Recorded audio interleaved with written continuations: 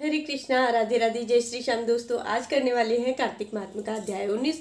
तो उसके लिए हाथ में तुलसी दल ले लेंगे, एक दीपक जला लेंगे और 2 मिनट भगवान का ध्यान करके फिर कथा शुरू करेंगे। बोलो कृष्ण कन्हैया लाल की जय, लक्ष्मी नारायण भगवान की जय, बोलो गोविंद भगवान की जय। श्रीमन नारायण नारायण नारायण, गोविंद नारायण नारायण नारायण, भजमनि नारायण नारायण नारायण, श्रीमन नारायण नारायण नारायण, बोलो लक्ष्मी नारायण भगवान की जय। तुलसी दल हाथ में ले लेंगे। राजा पृथु ने कहा, हे देव ऋषि, अब आप यह कहिए कि भगवान विष्णु ने वहां जाकर क्या किया तथा जलंधर की पत्नी का पतिव्रत भ्रष्ट कैसे किया। नारद जी बोले, जलंधर के नगर में जाकर भगवान विष्णु ने उसकी पतिव्रता स्त्री वृंदा का पतिव्रत भंग करने का विचार किया। वह उनके नगर में एक उद्यान में जाकर ठहर गए और रात में उसको स्वप्न दिया कि वह उनकी माया और अद्भुत कार्य पद्धति थी। और फिर उनकी माया द्वारा जलंधर की पत्नी पतिव्रता वृंदा ने रात में स्वप्न में देखा कि उसका पति नग्न होकर सिर पर तेल लगाए महेश पर चढ़ा है। वह काले रंग के फूलों की माला पहने हुए है तथा उसके चहुं ओर हिंसक जीव हैं। वह सिर मुंडाए अंधकार में दक्षिण दिशा की ओर जा रहा है। उसने अपने नगर में को समुद्र में डूबा हुआ देखा और इस प्रकार से वह बहुत भयभीत होकर उसने बहुत भयंकर सपना देखा। फिर तत्काल ही वह जग पड़ी और स्वप्न के संबंध में विचार करने लगी। इतने में ही सूर्य को उदय होते देखा तो उसमें उसे एक छिद्र दिखाई दिया। वह कांतिहीन था। उसने अनिष्ट जाना और वह भय से रोने लगी। वह छज्जे पर गई, अटारी पर चढ़ी, भूमि पर उतरी, मगर उसको कहीं भी शांति नहीं प्राप्त हुई। फिर वह अपनी 2 सखियों को साथ लेकर उपवन में गई, परंतु वहां भी उसको कल नहीं पड़ा। वह जंगल में निकल गई, मगर वहां भी उसको चैन नहीं आया। वन में उसने सिंह के समान 2 भयंकर राक्षसों को देखा, जिससे वह अत्यंत भयभीत होकर वहां से भागने लगी। उसी क्षण वहां पर अपने शिष्यों सहित एक मौनी तपस्वी आ गए। भयभीत वृंदा उसके गले में हाथ डालकर उनसे अपनी रक्षा के लिए याचना करने लगी। मुनि ने अपनी एक ही हुंकार से उन दोनों राक्षसों को वहां से भगा दिया। वृंदा को बड़ा ही आश्चर्य हुआ। वह भय से मुक्त होकर मुनि नाथ को हाथ जोड़कर प्रणाम करने लगी, कृतज्ञता का ज्ञापन किया।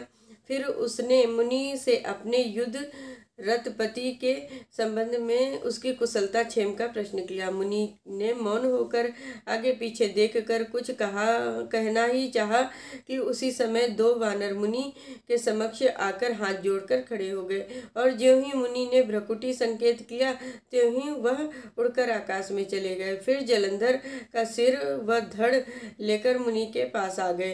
तब वृंदा अपने पति को मृत हुआ जानकर मूर्छित होकर पृथ्वी पर गिर पड़ी और अनेक प्रकार के वचन कहकर रुदन करने लगी। तत्पश्चात उसने उस मुनि से कहा कि हे कृपानिधे, आप मेरे पति को जीवित कर दीजिए। पतिव्रता परायण दैत्य पत्नी ऐसा कहकर दुख की श्वासों को छोड़ती हुई मुनीश्वर के चरणों में गिर पड़ी। तब मुनीश्वर ने कहा, वह शिव जी द्वारा युद्ध में मारा गया है, अतएव जीवित नहीं हो सकता है, क्योंकि जिसे भगवान शंकर मार देते हैं वह कदापि जीवित नहीं हो सकता है। परंतु शरणागत की रक्षा सनातन धर्म है, अतः मैं कृपा कर इसे जिलाए देता हूँ। नारद जी कहते हैं, वह मुनि साक्षात भगवान विष्णु ही थे, जिन्होंने कि यह सब माया फैला रखी थी। वह वृंदा के पति को जीवित करके अंतर्ध्यान हो गए। जलंधर ने उठकर वृंदा का आलिंगन किया और उसका मुख चूमा। वृंदा भी पति को जीवित हुआ देखकर अत्यंत हर्षित हुई और अब तक हुई सब बातों को स्वप्न समझा। तत्पश्चात वृंदा सकाम होकर सकाम हो बहुत दिन तक उसी वन में अपने पति के साथ विहार करती रही। एक दिन उसने सूरत एवं संभोग काल के अंत में भगवान विष्णु को पहचान लिया, अतः उन्हें ताड़ित करती हुई बोली, हे पराई स्त्री के गमन करने वाले विष्णु, तुम्हारे शील को धिक्कार है। मैंने जान लिया है कि तुम मायावी तपस्वी तुम ही थे। हे राजन, ऐसा कहकर परम क्रुद्ध ही हो पतिव्रता वृंदा ने अपने तेज को प्रकट करते हुए शाप दिया कि तुमने अपनी माया से 2 राक्षस मुझे दिखाए थे।